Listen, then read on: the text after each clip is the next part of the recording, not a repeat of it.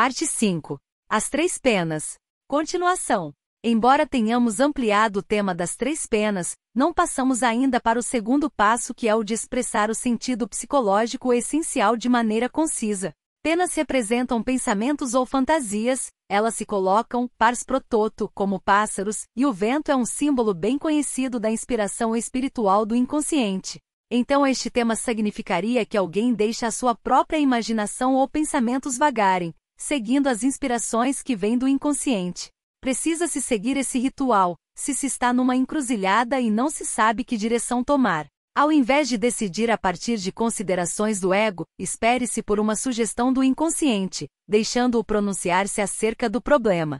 Pode-se compreender este aspecto do conto como uma compensação para a situação coletiva dominante, que parece ter perdido o contato com o elemento irracional feminino. Como consequência, ocorre habitualmente uma atitude muito racional, muito ordenada e muito organizada. Junto com o feminino está o sentimento, o irracional e a fantasia, e aqui, ao invés de dizer aos filhos onde ir, o velho rei tem um gesto que possibilita uma renovação, permitindo ao vento que decida. A pena do tolo cai bem à sua frente, no chão, onde ele descobre um alçapão com degraus que o conduzem para as profundezas da Mãe Terra. No conto paralelo de Hesse, a princesa Han diz-lhe que ele deveria sich versenken, ou seja, ir para as profundezas. O movimento de descida é sempre enfatizado. Se há um alçapão com degraus conduzindo à terra, isso não é a mesma coisa que se houvesse uma cavidade natural. Aqui os seres humanos deixaram suas marcas, talvez houvesse um prédio, ou ainda, um porão de um castelo, cuja parte superior tivesse desaparecido há muito tempo, ou, mesmo, um esconderijo de uma civilização que não mais existe. Quando, em sonhos, as figuras descem para dentro da terra ou da água, habitualmente são interpretadas de maneira superficial, como um descensus ad inferos, como uma descida ao mundo subterrâneo nas profundezas do inconsciente. Mas deve-se observar se é uma descida inconsciente de natureza virginal, ou se há traços de civilização. Esse último caso indicaria que houve elementos que foram uma vez conscientes, mas que mergulharam de volta ao inconsciente, como um castelo que pode cair em ruína e restar o porão, deixando marcas da forma de vida anterior. Interpretando psicologicamente, isso significaria que o inconsciente não contém somente nossa natureza animal, instintiva, mas contém também as tradições do passado e é, parcialmente, formado por elas. É por isso que em análise os elementos das primeiras civilizações frequentemente reaparecem. O judeu pode pouco se importar com o seu passado cultural, mas temas cabalísticos aparecem em seus sonhos. Uma vez, analisando os sonhos de um hindu que havia sido educado nos Estados Unidos e que conscientemente não tinha o menor interesse pelo seu passado cultural, notou-se que seus sonhos eram cheios de divindades hindus bastante vivas no seu inconsciente. Há uma crença erroneamente difundida de que Jung tinha uma tendência de forçar as pessoas a uma volta ao seu passado cultural. Por exemplo, que ele insistia em que os judeus deveriam voltar aos seus simbolismos ortodoxos, ou que os hindus deveriam rezar a Shiva. De forma alguma é esse o caso. Não há absolutamente um deveria ou precisaria, é simplesmente uma questão de se querer reconhecer ou não tais elementos no inconsciente de uma pessoa, quando aparecem. Como pode ter acontecido em nossa história que o elemento feminino tenha sido mais consciente numa determinada época e esteja agora submergido no inconsciente? As religiões pagãs originárias dos germânicos e dos celtas tinham muitos cultos à Mãe Terra e a outras deusas da natureza, mas a superestrutura unilateralmente patriarcal da civilização cristã aos poucos foi reprimindo esse elemento. Por consequência, se existe o problema de fazer ressurgir o elemento feminino e integrá-lo novamente, nós deveríamos, ao menos na Europa, encontrar traços de uma civilização passada na qual ele foi muito mais consciente. Na Idade Média, com o culto da Virgem Maria e com os trovadores, o reconhecimento da anima era muito mais vivo do que o foi no século XVI em diante. Época essa que é caracterizada por um aumento de repressão do elemento feminino e da cultura do eros em nossa civilização. Nós não sabemos a data desse conto de fada, mas a situação da abertura mostra uma condição onde o elemento feminino não é reconhecido, embora, obviamente, ele tenha sido numa época, o que vem facilitar o seu retorno. O tolo desce na terra passo a passo, e não cai de cabeça, nem mesmo se perde no escuro. No conto paralelo de Hesse, a escada está encoberta por uma tampa redonda com um anel sobre ela, como os anéis das tampas de bueiros das ruas. Há aí uma alusão não só ao símbolo da anima, mas também ao do self. Quando o tolo desse encontra uma porta, bate e ouve um estranho versinho. Senhorita Ranzinha verde e pequenina, encolha a perna do cachorrinho, encolha para frente e para trás. Vá depressa ver quem está a bater. Essa é uma espécie de rima infantil com uma combinação de palavras pouco compreensível, como um sonho. Quando a porta abre, o tolo vê uma enorme rã circundada de pequenas ranzinhas e quando ele diz que quer um lindo tapete, elas tiram-no de uma caixa. Nós devemos primeiro ampliar o poema, e principalmente o símbolo da rã. Em muitas outras versões desse conto, ao invés de rã tem-se um sapo, então temos que entender o sapo também. Em geral, na mitologia, o sapo é tido como elemento masculino, enquanto a rã é o feminino. Existe o príncipe sapo nas histórias europeias, africanas e malaias, onde aparece como elemento masculino, enquanto praticamente em todas as civilizações a rã é feminina. Na China acredita-se que uma rã de 3 pernas vive na lua e juntamente com uma lebre produz o elixir da vida. De acordo com a tradição taoísta, ela foi fisgada no poço da verdade, e como uma espécie de espírito protetor, trabalha com a lebre para produzir o elixir, que são pílulas que curam e prolongam a vida. Na nossa civilização, a rã foi sempre associada com a Mãe Terra, especialmente com sua função de auxiliar nos partos. Ela tem sido considerada como uma representação do útero. Nos países católicos, quando uma perna ou um braço ou qualquer outra parte do corpo é curada por um santo, uma imagem de cera representando aquela parte do corpo é feita e doada à igreja onde está o santo, como um ex-voto, um sinal de que a graça foi alcançada.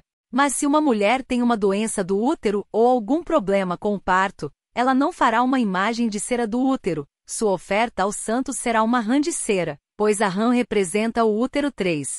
Em muitas igrejas e capelas da Bavária, a estátua da Virgem é circundada por rãs desse tipo.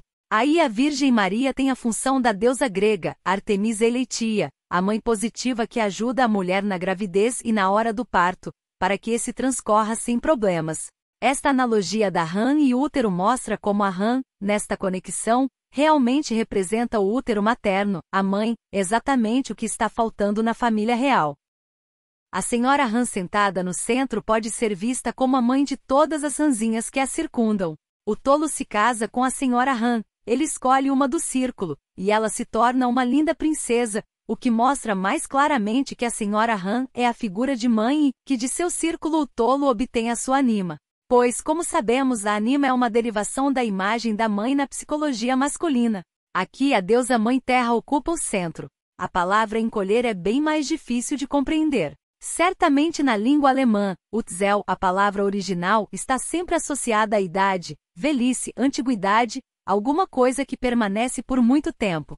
Pode-se imaginar o fato de que a deusa mãe, tendo sido excluída do domínio da consciência e negligenciada, está agora encolhida no porão como uma velha maçã. Vejamos agora o significado para a perna bem, que sou inclinada a interpretar mais como um osso do que uma perna, por causa do tão generalizado ritual dos amuletos de amor na Alemanha, na Suíça e na Áustria. De acordo com esse ritual, dever-se apegar um sapo ou uma rã e jogá-la viva num formigueiro. Em seguida, sair correndo para não ouvir os gritos que a rã ou o sapo podem dar, pois esses são gritos de maldição. As formigas vão comer o animal até sobrarem os ossos. Depois disso, dever-se-á apanhar um dos ossos da perna e guardá-lo, e quando roçar as costas de uma mulher com esse ossinho sem ela perceber, ela se apaixonará perdidamente por você. Rãs e sapos são muito usados em bruxarias ou magia, como amuletos ou em 3N da T. Considerar a origem suíça do texto. Poções afrodisíacas. No folclore, a natureza venenosa do sapo é também muito enfatizada.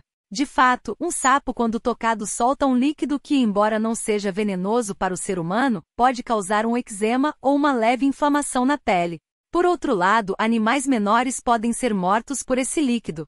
No folclore, esse fato é bastante exacerbado. O sapo é visto como um animal feiticeiro, e sua pele e pernas pulverizadas são usadas como um dos ingredientes básicos de praticamente todas as poções mágicas. Resumindo, vemos que a rã, ou sapo, é uma deusa da terra que tem poderes sobre a vida e sobre a morte. Ela pode tanto envenenar como dar vida a alguém, e isso tem muito a ver com o princípio do amor. A rã, ou sapo, contém, pois, todos os elementos que estão omissos no contexto consciente de nossa história. Ela é verde, a cor da vegetação e da natureza.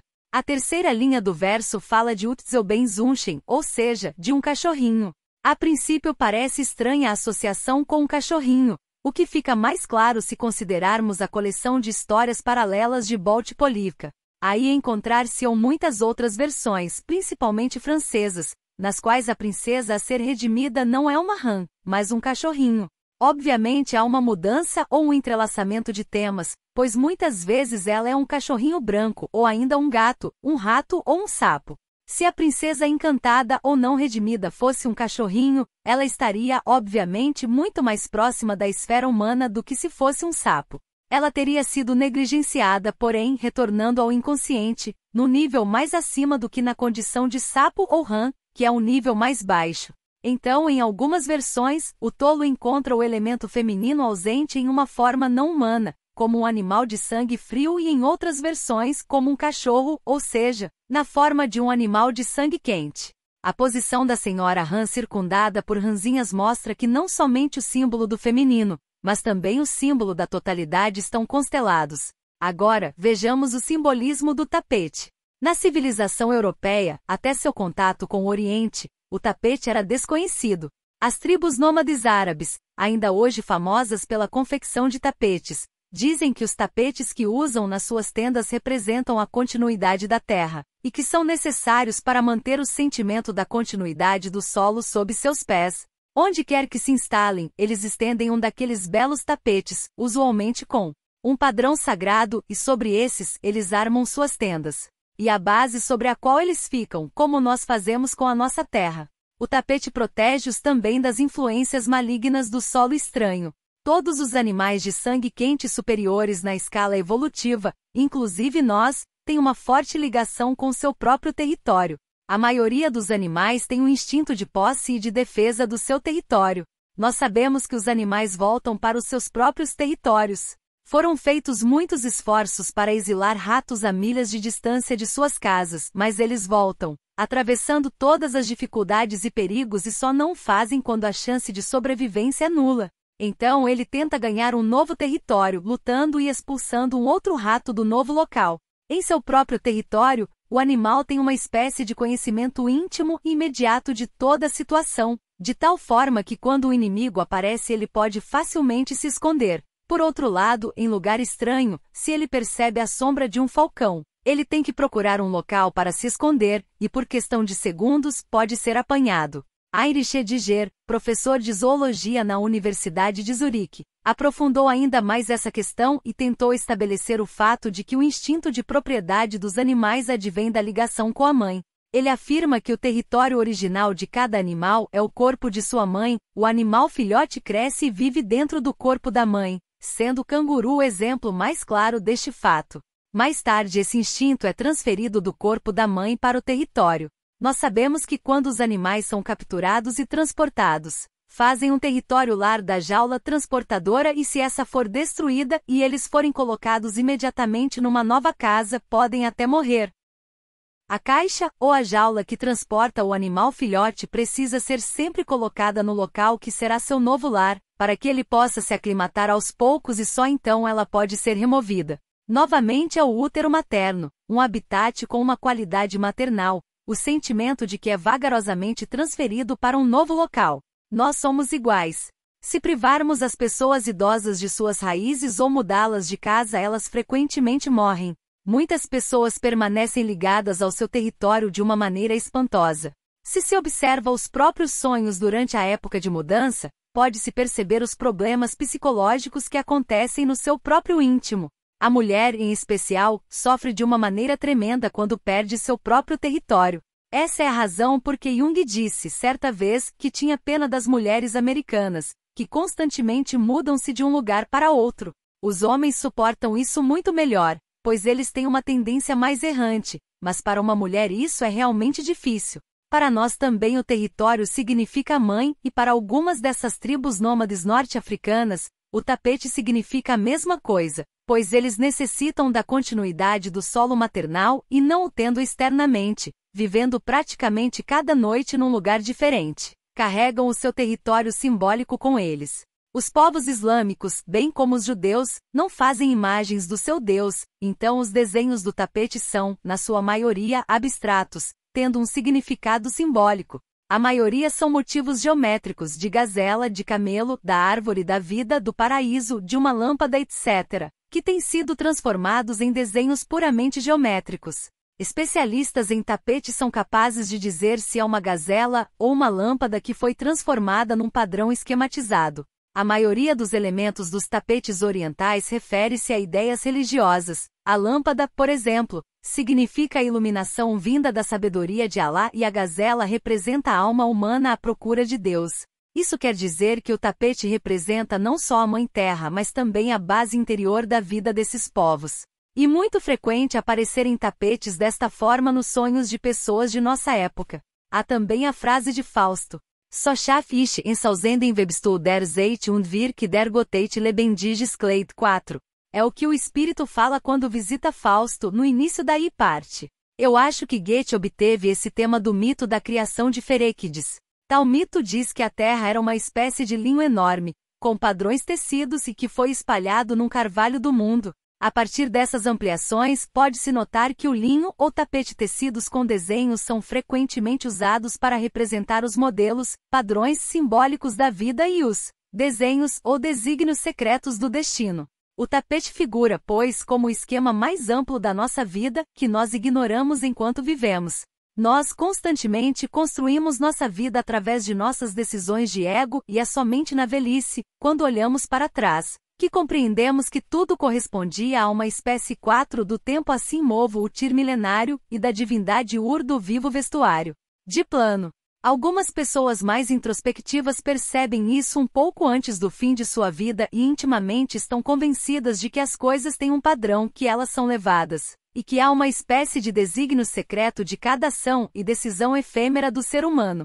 De fato, se nos voltamos para os sonhos e para o inconsciente é porque queremos saber mais e mais sobre nosso modelo ou padrão de vida, procurando errar menos, não cortando com nossas facas o nosso tapete interior, de maneira a completar o nosso destino ao invés de a ele resistir. Esta finalidade do modelo de vida que nos dá o sentimento do significado e do sentido é muitas vezes simbolizado no tapete. Geralmente os tapetes, especialmente os orientais, têm padrões e arabescos complicados, tais como aqueles percebidos em estados oníricos, quando se sente que a vida está em altos e baixos e que há mudanças à volta. Somente olhando de longe com uma certa distância objetiva, percebe-se que há um padrão de totalidade nisso tudo. Consequentemente, não é fora de propósito que, juntamente com os princípios femininos esquecidos, não haja na corte do rei bons tapetes e que, portanto, haja necessidade de pois eles precisam reencontrar o modelo da vida.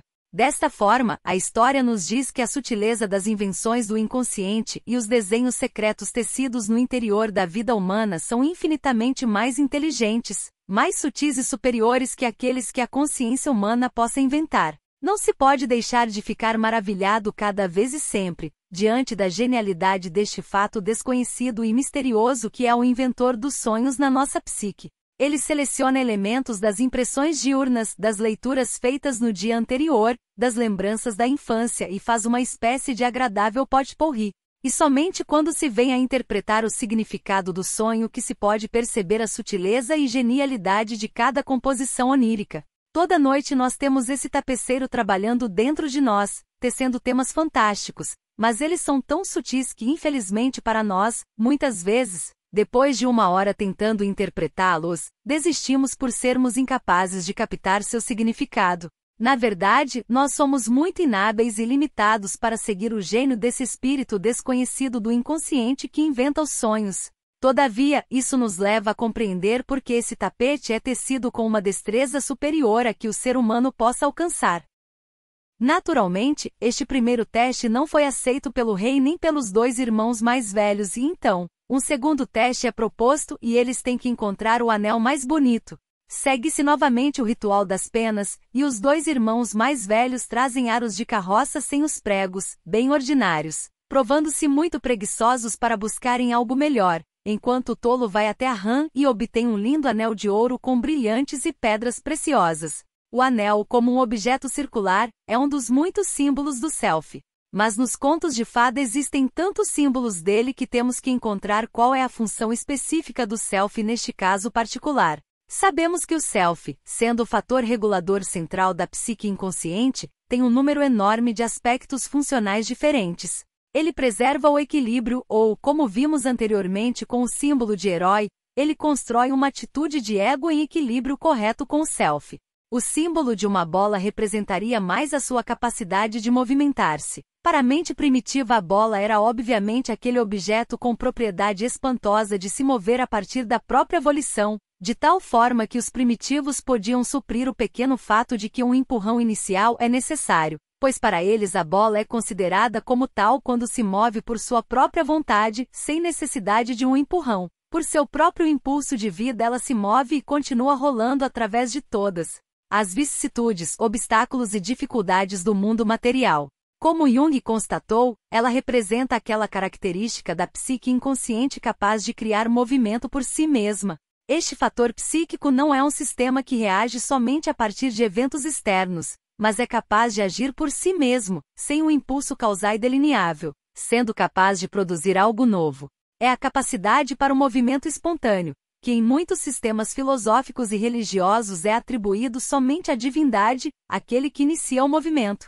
A psique tem algo disso em si mesma. Podemos, por exemplo, analisar alguém por um longo período de tempo e os sonhos parecem sempre mostrar algum aspecto óbvio dos problemas da vida e a pessoa sente-se muito bem assim, mas, de repente, ela tem um sonho completamente fora dos padrões, alguma coisa completamente nova. Uma ideia criativa, nova que não se esperava ou não se pode explicar, surge como se a psique tivesse decidido trazer algo novo. E esses são os grandes eventos psicológicos altamente significativos que facilitam a cura. O símbolo da esfera ou da bola, lembre-se que as esferas ou bolas, ou ainda maçãs que rolam, frequentemente aparecem no lugar das penas, nesse conto de fada significam isso.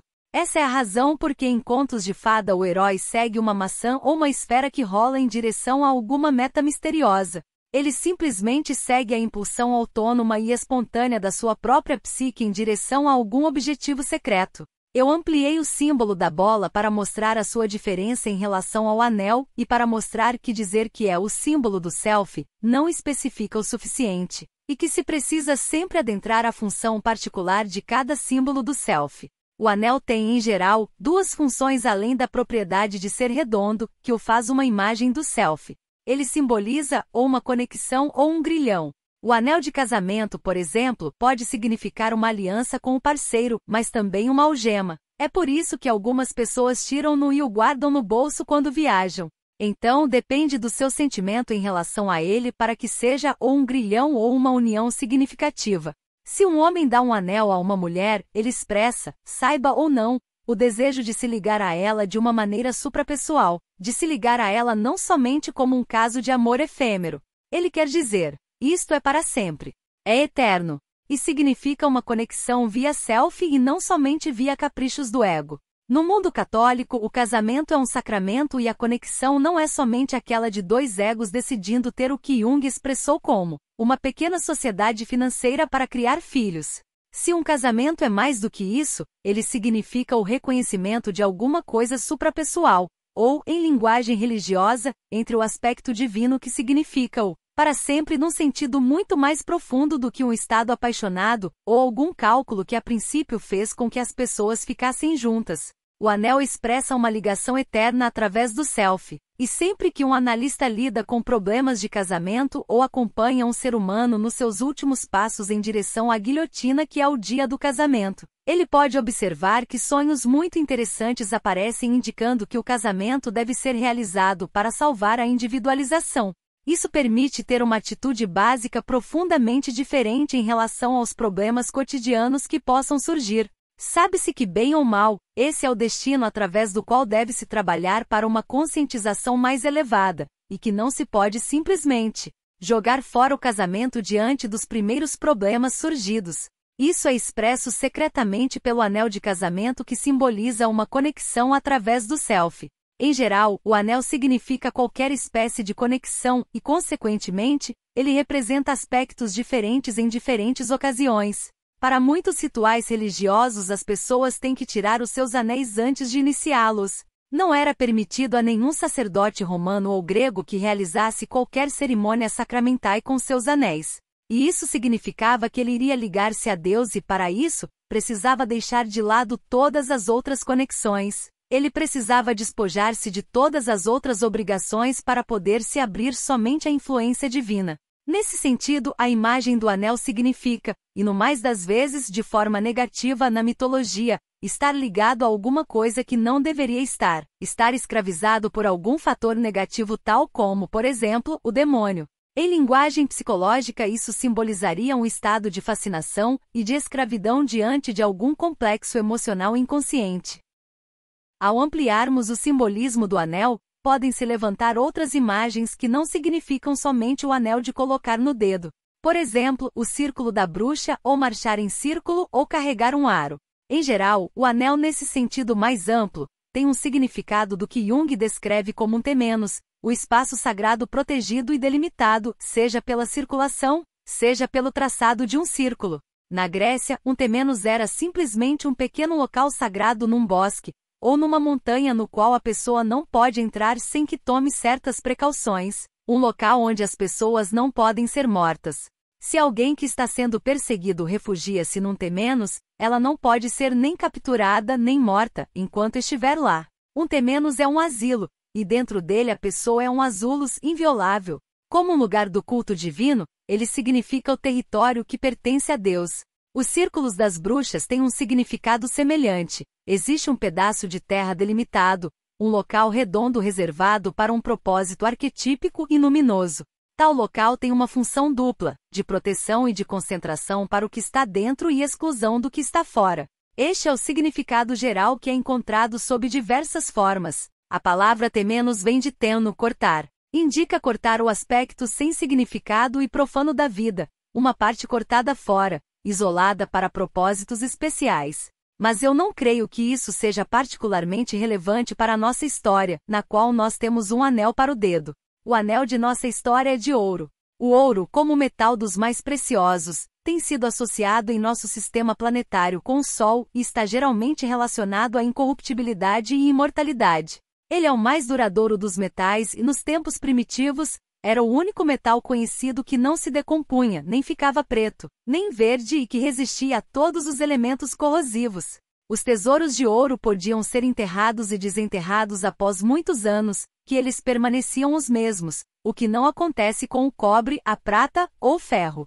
Então, ele é considerado um elemento imortal e transcendental que supera a existência efêmera. Ele é eterno, divino e o mais precioso, e qualquer coisa que tenha sido feita de ouro é vista como tendo uma qualidade eterna. É por isso que o anel de casamento é feito de ouro, pois significa sua duração para sempre, e que não deve ser corrompido por quaisquer influências negativas terrenas. As pedras preciosas enfatizam ainda mais isso.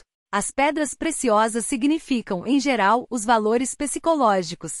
O velho rei e os dois irmãos mais velhos na corte do rei não aceitaram o fato de que o irmão mais novo tivesse ganho novamente o teste.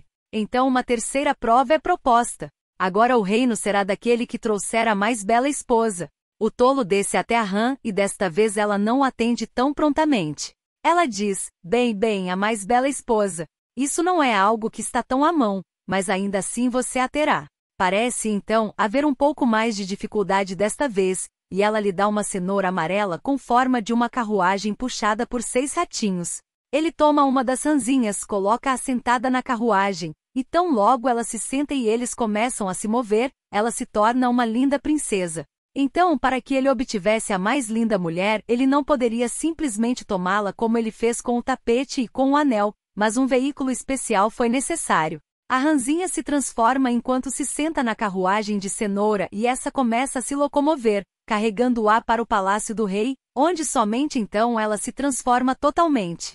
Em outras versões aparece uma linda moça desde o início. Se você se lembra, na versão de Hesse, o tolo encontra uma linda moça fiando sob a terra e é somente quando sai do mundo subterrâneo e chega à superfície, que ela se torna uma rã. Isso é muito estranho, pois algumas vezes ela é uma rã, algumas vezes um sapo que assim se transforma quando sobe em direção ao mundo humano, enquanto que em nossa história ela se torna um ser humano quando já está em cima da Terra. Naquela versão ocorre que embaixo da Terra ela é uma pessoa muito bonita e em cima, no mundo comum, ela é um sapo. E ela só se transforma em ser humano quando o tolo pula com ela numa lagoa. Esta é uma variação relativamente frequente. Sob a Terra ela já é um ser humano, mas na esfera superior aparece como um sapo, uma rã ou um cachorro. Consequentemente, nós temos que adentrar neste simbolismo ainda um pouco mais. Nós já havíamos concluído, a partir das marcas e da construção produzidas pelo homem na Terra, que o culto da mãe, ou a relação com o princípio maternal, em outros tempos, deve ter sido integrado no domínio da consciência humana e mais tarde regressado à Terra. Nossa história refere-se ao surgimento de algo que já fora uma vez percebido no domínio humano. As diversas variações onde uma bela moça está sentada sob a terra, esperando por sua redenção, confirmam essa hipótese. A anima, que significa para um homem o domínio da fantasia e o modo como ele se relaciona com o inconsciente, foi, uma vez integrada no campo da consciência, tendo chegado ao nível humano, mas agora, sob circunstâncias culturais desfavoráveis, foi abolida ou reprimida no inconsciente. Isso explica por que esta linda princesa está no porão esperando que alguém apareça e a retire de lá. E explica também por que ela é vista ou aparece como uma rã. Sobre a terra, na corte do rei, uma atitude consciente faz com que a anima seja vista somente como uma rã. Isso significa que no domínio do inconsciente prevalece uma atitude de desconsideração e de senões, quanto ao fenômeno de Eros, e nestas circunstâncias, a anima aparece aos olhos destes homens da corte do rei como uma rã.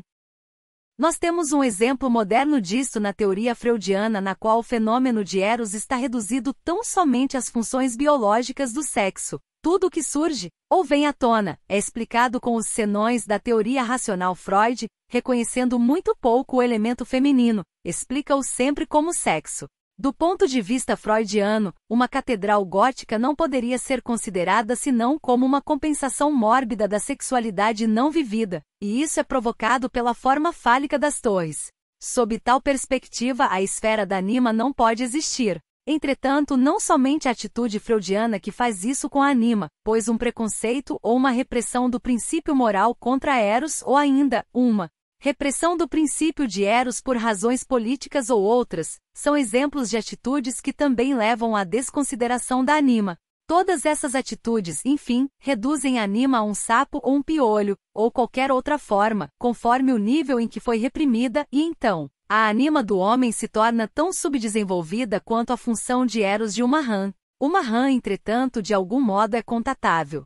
É possível domesticar rãs e pode-se mesmo treiná-las para comer em nossa mão. Elas têm uma certa capacidade de se relacionar. Homens com uma anima de rã podem comportar-se da mesma maneira. E por isso que na versão de Hesse é necessária uma operação suplementar para restaurar a natureza humana da anima. Em nossa história isso acontece de outra maneira. A anima aparece debaixo da terra como uma rã, necessitando de uma cenoura como veículo para trazê-la à tona, e assim tornar-se ser humano. Na versão russa, a princesa rã tem que ser apresentada pelo tolo, como a sua noiva na corte do czar. Ele imagina que não será muito agradável aparecer com essa moça que pode sair pulando em forma de rã. Ela então pede ao tolo que confie nela, dizendo que quando ele ouvir um trovão, ele saberá que ela está colocando seu vestido de noiva, e quando ele enxergar raios, saberá que ela terminou de se vestir. Tremendo de horror, ele espera pela tempestade para sua noiva rã aparecer. Enfim ela chega, e é uma linda moça numa carruagem puxada por 6 cavalos pretos. Ela se transformará durante a tempestade. Nessa versão russa, o tolo tem somente que confiar na princesa rã e estar pronto para recebê-la, mesmo se ela aparecer numa forma não humana e ridícula. Em outras versões aparecem contaminações com o tema do príncipe sapo, ou seja, como o famoso príncipe sapo, ela pede para ser aceita, comer no mesmo prato, ser levada para a cama, enfim, ser plenamente aceita na vida privada como se fosse um ser humano. Embora colocando o herói em situações bastante bizarras, ela faz todas as exigências e só então se transforma num ser humano. Pode-se, portanto, concluir que ela é redimida pela confiança, aceitação e amor incondicionais. Porém, na nossa história, a sua aceitação não se dá dessa maneira, ou seja, a confiança não é pedida, e ela é carregada por um veículo cenoura. Nós temos que entender o simbolismo da cenoura. No Andorterbucho des Deutschen Aberglaubens você encontrará a cenoura, como um símbolo fálico. Em Baden, conta-se que quando se semeiam cenouras, disse, eu semeio cenouras meninos e meninas, mas se alguém roubar algumas delas, que Deus permita que tenhamos tantas que nem mesmo possamos notar. Fica bastante claro que semear sementes de cenoura é como semear meninos e meninas. Em alguns países disse, agora eu semeio cenouras para os meninos e meninas. E continua da mesma forma. Existe uma série de alusões interessantes, referentes ao fato de se semear cenouras, sendo que em todas aparecem as cenouras como sendo alimento para pessoas muito pobres. Portanto, quando se semeia cenoura deve-se sempre ser generoso e dizer, eu semeio estas cenouras não somente para mim, mas também para todos os meus vizinhos e então, a colheita será farta. Uma vez, entretanto, um homem muito avarento disse, eu semeio cenouras para mim e para minha esposa, e quando ele foi colher havia somente 2 cenouras. As cenouras contêm muita água, provavelmente essa é a razão de serem chamadas em dialeto de pissenlit xixi na cama. Por tudo isso pode-se perceber que a cenoura, como a maioria dos vegetais, tem um significado erótico e especificamente sexual. Pode-se dizer que o veículo que traz a anima é o sexo e a fantasia sexual, que é no homem um modo frequente do mundo de Eros se revelar na sua consciência. Primeiramente o mundo de Eros é trazido como foi pelas fantasias sexuais. Os camundongos têm de alguma forma um significado similar. Na Grécia, juntamente com o rato, eles pertencem ao deus Sol, apoio na sua fase boreal ou invernal e simbolizam, então, o aspecto sombrio do princípio solar. Em nosso país 5, os ratos pertencem ao diabo, que é o chefe tanto dos camundongos como dos ratos. Em Fausto, Goethe assim o expressa, der Ratten und der Maus.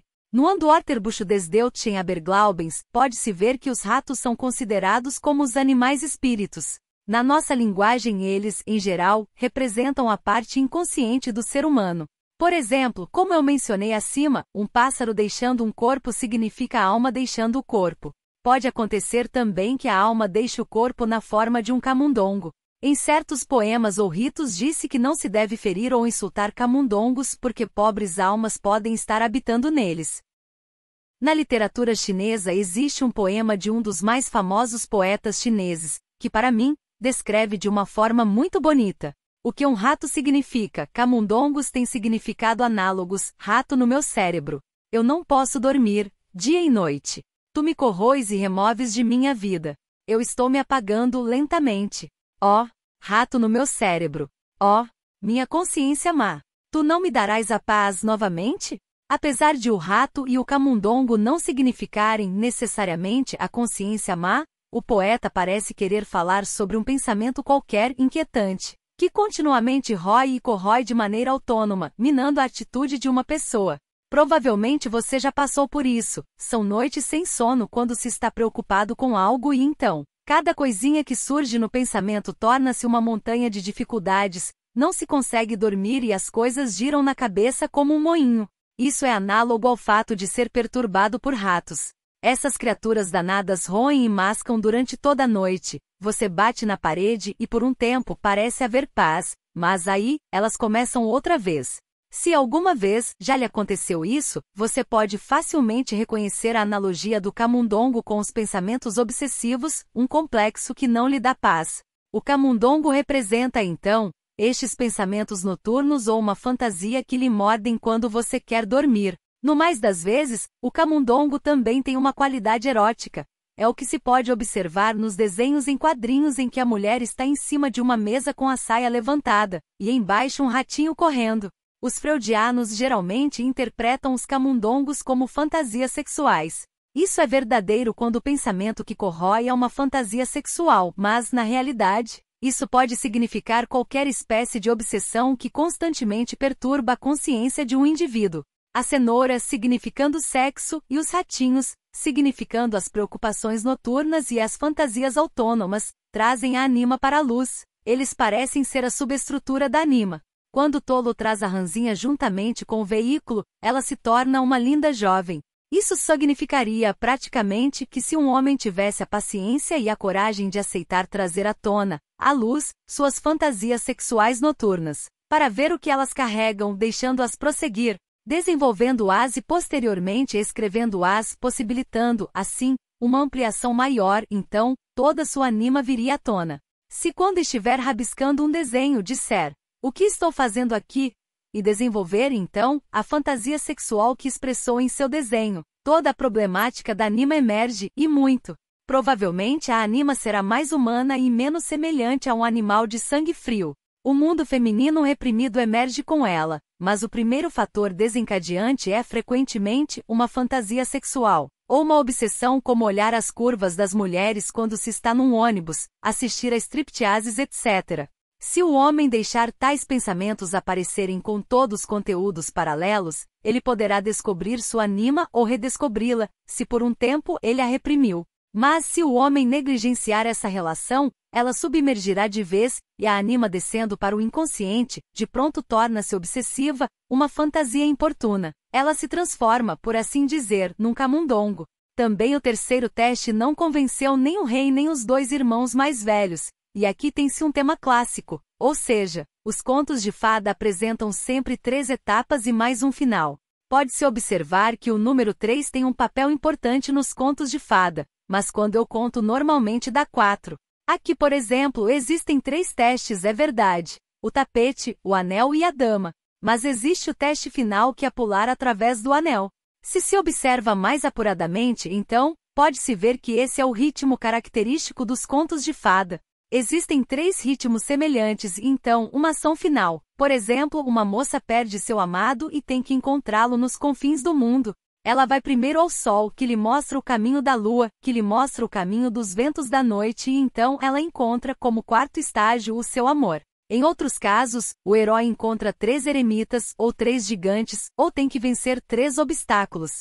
São sempre 3 unidades claras, 1,2, 3 com uma certa repetição semelhante, porque a 4ª unidade, sendo distinta, é ignorada. A 4ª unidade não é um outro número adicional, não é uma outra coisa da mesma espécie das 3 primeiras, mas algo completamente diferente. É a mesma coisa que se contar 1, 2, 3 já. O 1, o 2 e o 3 levam ao verdadeiro desfecho que é representado pelo 4. O 4º é, em geral, um estado estático. Não há mais o movimento dinâmico dos 3 elementos anteriores, mas alguma coisa se estabiliza. No simbolismo numérico, o número 3 é considerado masculino, todos os números ímpares o são. Na realidade, ele é o primeiro número masculino, pois o número 1 não é considerado como número, pois o 1 é a coisa única e, consequentemente, não é uma unidade contável. Logo, o 3 é o primeiro número ímpar, masculino, e representa o dinamismo do número 1. Jung trata do simbolismo dos números no seu artigo, A Psychological Approach to the Dogma of the Trinity, Psychology and Religion, West and East, c. W. 116. Sintetizando sua proposta, podemos dizer que o 3, em geral, relaciona-se com o curso do movimento, e portanto com o tempo, pois não há tempo sem movimento. Há, por exemplo, as 3 parcas que representam o passado, o presente e o futuro. Os demônios do tempo são, na maioria, formados em tríades. O 3 tem sempre o simbolismo do movimento, porque para o movimento necessita-se de 2 polos entre os quais circula a energia, como a corrente elétrica que passa pelos polos positivo e negativo tendendo a equalizar a tensão. Frequentemente encontra-se na mitologia uma figura que é acompanhada por 2 acólitos ou 2 acompanhantes, mitras e dadofores, portadores de tochas, Cristo entre os 2 ladrões, etc.